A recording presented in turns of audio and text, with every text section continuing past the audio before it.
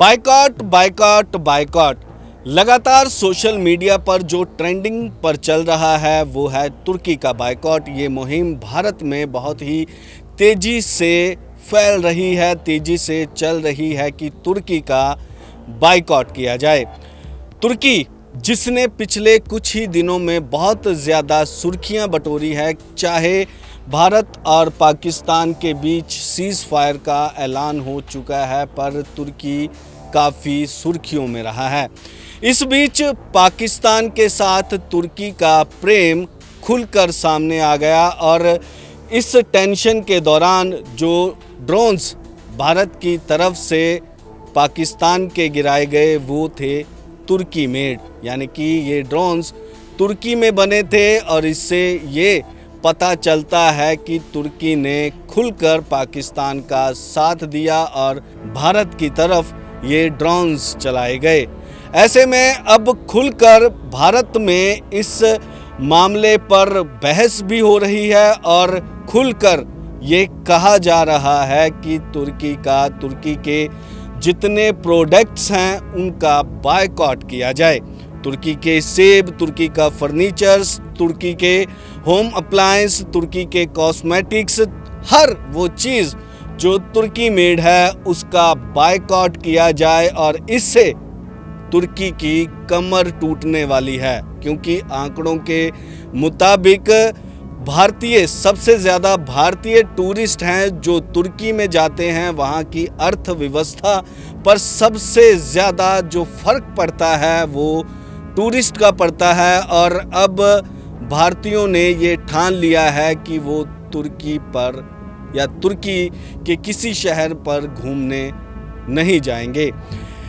कहा जाता है कि अगर किसी देश की कमर तोड़नी हो या ऐसा कहें कि रीढ़ की हड्डी पर वार करना हो तो सबसे पहले उसकी आर्थिक हालत पर प्रहार किया जाए। और यही कर रहा है भारतीय सेना, भारतीय लोग और भारतीय सरकार। जो संबंध भारत और तुर्की के बीच चल रहे थे, अब उसमें खटास आ गई है, क्योंकि जिस तरह खुलकर तुर्की ने पाकिस्तान का साथ दिया है उससे हर भारतीय गुस्से में है और उसकी तरफ से तुर्की के जितने प्रोडक्ट्स हैं उसका बायकॉट किया जा रहा है। तुर्की के सेब, तुर्की के और जो प्रोडक्ट्स हैं उनका बायकॉट बहुत ही बड़े पैमाने पर हो रहा है। एक आंकड़ों पर नज़र मारी जाए तो 2022-23 में भारत और तुर्की के बीच अगर व्यापारिक संबंधों की बात करें तो 13.8 अरब डॉलर का ट्रेड हुआ था। और ये सबसे बड़ा ट्रेड एक माना जा रहा था कि ये सबसे बड़ा ट्रेड तुर्की और भारत के बीच में हुआ है। उसके बाद अगर 2023-24 की बात करें तो ये आंकड़ा लगभग 10.5 अरब डॉलर तक पहुंच गया। और इसके अलावा अगर बात करें तो 2024-25 में ये आंकड़ा 6.5-7 के बीच में रहा, 6.5-7 अरब डॉलर का रहा। ऐसे में अब तुर्की का बेहाल होने वाला है, तुर्की की कमर टूटने वाली है, क्योंकि भारतीयों ने बड़े पैमाने पर तुर्की का बायकॉट शुरू कर दिया है। घूमने जा रहे जो लोग हैं उन्होंने अपनी तुर्की की टिकटें वो कैंसल कर दी हैं। तुर्की में जो कंपनीज टूर और पैकेजेस देती हैं उन्होंने तुर्की ना जाने की सलाह अपने कस्टमर्स को दी है, और जो पहले बुकिंग हो रखी है उन्हें भी कैंसल करने की सलाह दी जा रही है। ऐसे में अब तुर्की को पता चलेगा कि पाकिस्तान के साथ उसके प्रेम प्रसंग वाले रिश्ते कितने कायम रहते हैं। पाकिस्तान तुर्की की कितनी मदद करेगा जब उसकी आर्थिक हालत के ऊपर सबसे बड़ी चोट लगेगी। आपको आंकड़े बताते हैं, आंकड़ों के तहत बताते हैं, आंकड़ों के अनुसार बताते हैं कि किस तरह तुर्की और भारत के रिश्ते रहे हैं। और अब जब भारतीय एयर डिफेंस सिस्टम ने जो ड्रोन्स गिराए हैं, जो मिसाइलें हवा में ही ब्लास्ट कर दी हैं, उन्हें निस्तो नाबूद कर दिया। उन जो ड्रोन्स हैं उन पर मार्का लगा था तुर्की का, यानी कि ये तुर्की मेड हैं। तुर्की की बात की जाए तो कश्मीर के मुद्दे पर हमेशा ही तुर्की पाकिस्तान का साथ देता आया है। दोस्तों, बहुत बड़ी बात है ये। हालांकि डिसीज़न भारतीयों द्वारा पहले ही ले लिया जाना था, पर वो कहते हैं ना कि देर आए दुरुस्त आए। अब पहलगाम में जिस तरह से निर्दोष भारतीयों का बड़ी ही बेरहमी के साथ आतंकवादियों द्वारा कत्ल कर दिया गया, उन्हें उनका धर्म पूछकर गोली मारी गई, ऐसे में जब भारत ने मुंह तोड़ जवाब दिया, पाकिस्तान में जो अड्डे थे आतंकवादियों के उनको निस्तो नाबूद कर दिया, उनको वहीं पर ही गिरा दिया, वहीं पर ही उन्हें मार दिया। तो उसके बाद पाकिस्तान ने भारत के ऊपर जो ड्रोन्स भेजे, जो मिसाइलें भेजी, जो कार्यवाही पाकिस्तान ने भारत के ऊपर की, उसमें सबसे बड़ा हाथ तुर्की का है। तुर्की ने ड्रोन्स पाकिस्तान को दिए ताकि वो भारत को नुकसान पहुंचा सके। हालांकि जो भारतीय एयर डिफेंस सिस्टम है उसने किसी भी तरह की ऐसी जो ड्रोन्स हैं, ऐसी मिसाइलें हैं, उसका कोई भी असर नहीं देखने को मिला, क्योंकि हवा में ही उसे ख़त्म कर दिया, हवा में ही उसे उड़ा दिया गया। पर यहाँ पर सवाल ये खड़ा होता है कि आखिर तुर्की भारत के खिलाफ ये ड्रोन्स पाकिस्तान को क्यों देता है।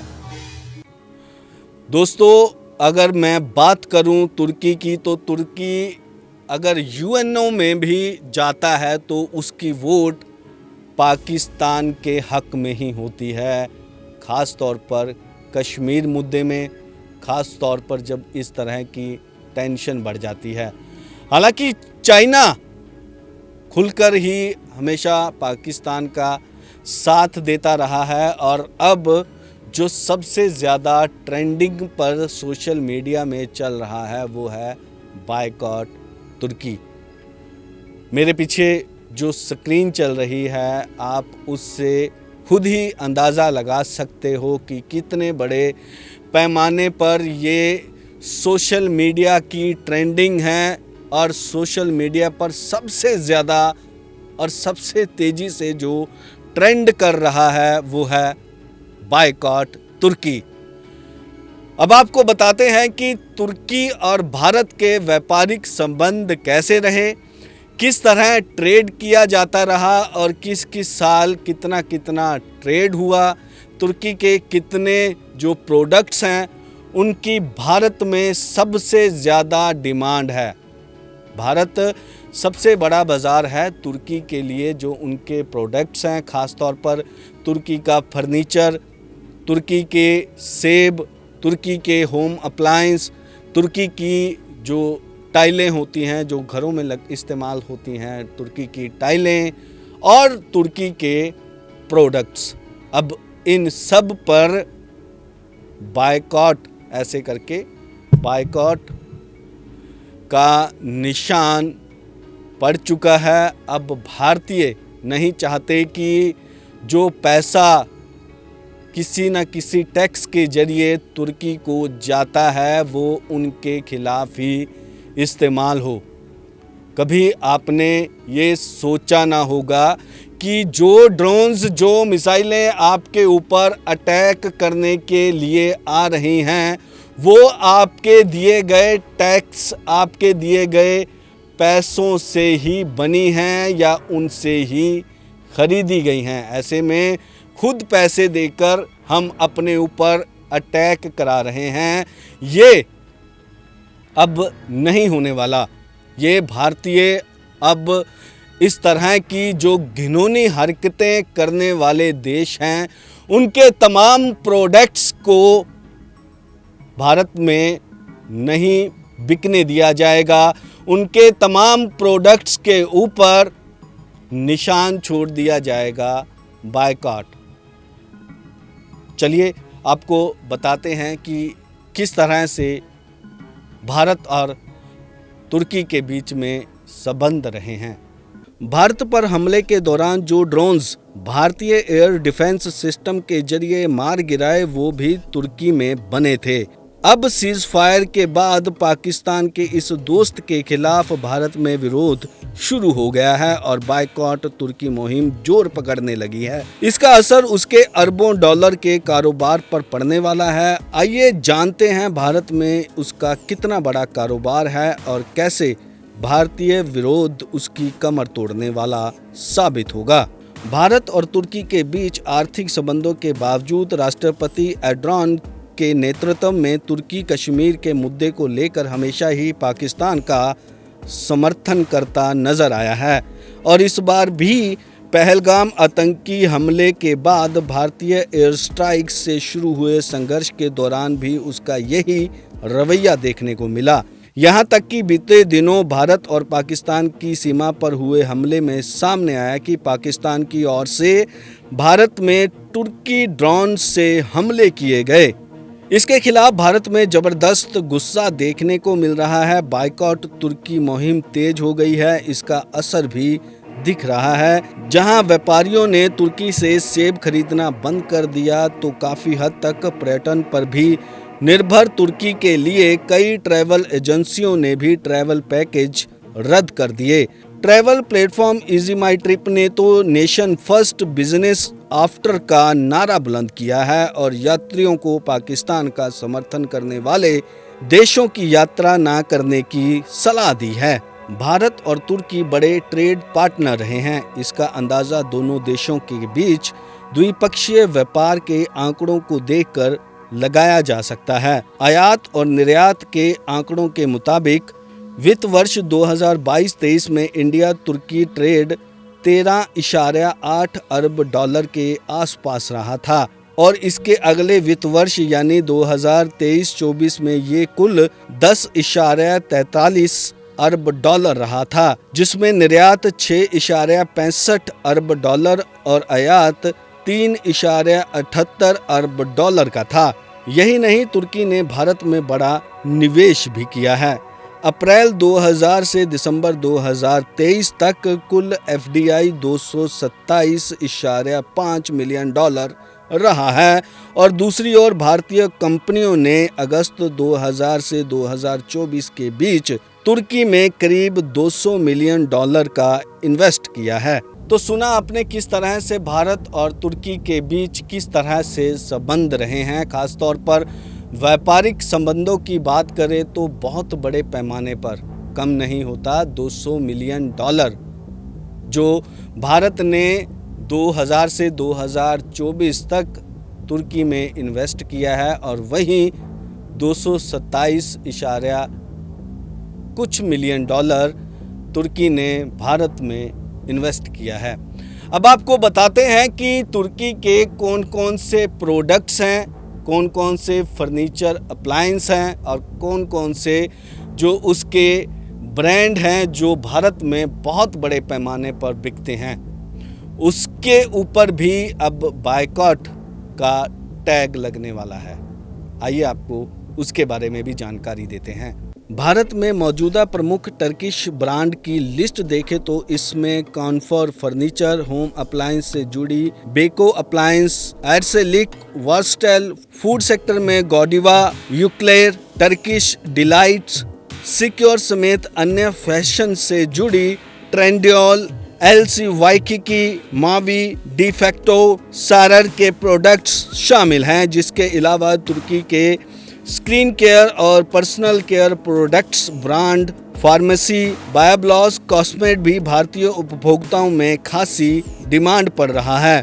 तुर्की में घूमने का फैसला ना सिर्फ भारतीयों ने कैंसिल कर दिया, भारतीयों ने अपनी टिकटें कैंसिल करवा ली, बल्कि भारतीय ट्रैवल एजेंसियों ने भी ये ऐलान कर दिया कि वो किसी तरह से तुर्की का कोई भी पैकेज नहीं देंगे और जो लोग, जो कस्टमर उनके संपर्क में हैं, जो अभी भी तुर्की जाना चाहते हैं, तो वो उन्हें सलाह देंगे कि जो देश पाकिस्तान का साथ दे रहा है, पाकिस्तान को ड्रोन्स सप्लाई कर रहा है ताकि वो भारत पर उस ड्रोन्स का इस्तेमाल करे। तो ऐसे में आप वहाँ जाकर किस तरह उन लोगों को आर्थिक सहायता दे सकते हैं, ये तो सीधा सीधा यही होगा कि आप उन्हें पैसे दे रहे हैं और उन पैसों से खरीदे हुए या उन पैसों से बने हुए ड्रोन्स आपके ऊपर ही इस्तेमाल किए जा रहे हैं। इन एजेंसियों का कहना है कि नेशन फर्स्ट और बिजनेस आफ्टर, ये नारा जो ट्रैवल एजेंसियां हैं उनकी तरफ से दिया जा रहा है। ट्रैवल कंपनियों ने कहा है देश पहले बिजनेस बाद में। अब भारत में लगातार पाकिस्तान के मित्र देशों तुर्की, अजरबैजान का बायकॉट किया जा रहा है और इसमें ट्रैवल्स प्लेटफॉर्म सबसे ज़्यादा नज़र आ रहे हैं। इजी माई ट्रिप ने तो बड़ा संदेश देते हुए कहा कि राष्ट्र पहले बिजनेस बाद में। इसके साथ यात्रियों को भी सलाह देते हुए कहा कि पाकिस्तान का समर्थन करने वाले देशों की गैर जरूरी यात्रा करने से परहेज करें। इजी माई ट्रिप के को फाउंडर निशांत पीटी ने अपने सोशल मीडिया पोस्ट में बताया कि पिछले साल 2,87,000 भारतीयों ने तुर्की और 2,43,000 ने अजरबैजान की यात्रा की थी।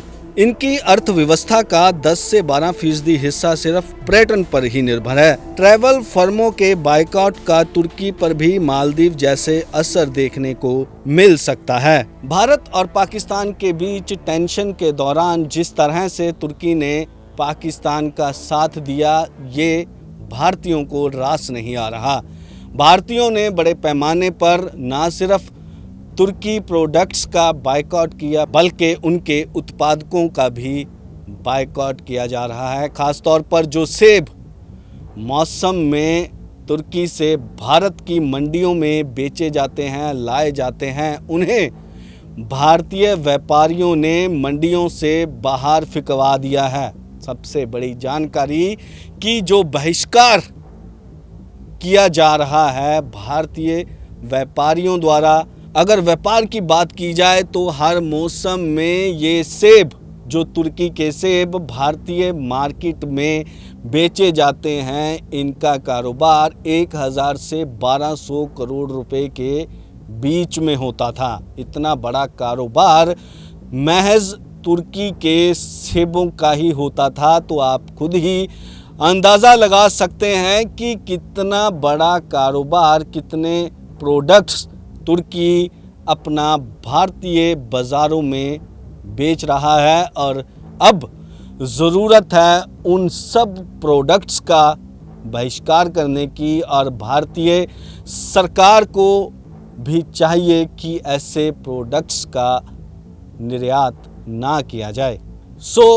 अब तक के लिए इतना ही। चलते चलते दोस्तों, मैं आपसे ज़रूर ये अनुरोध करना चाहूँगा कि ज़्यादा से ज़्यादा इस मुहिम का बायकॉट तुर्की का हिस्सा बनिए और जो भी आपके संपर्क में हैं, जो आपके रिश्तेदार, भाई बहन, जो भी आपके संपर्क में हैं, उन्हें भी ये मैसेज ज़्यादा से ज़्यादा भेजिए या उन्हें संपर्क करके बताइए कि ये जो बायकॉट तुर्की का जो अब हैशटैग चल रहा है उस पर ज़्यादा फोकस करें बजाय कि इधर उधर की रील्स देखने में, क्योंकि ये देश हित में है, क्योंकि ये समय आ चुका है उन देशों को सबक सिखाने का जिन देशों के बने प्रोडक्ट्स, जिन देशों की बनी मिसाइलें, जिन देशों के बने ड्रोन्स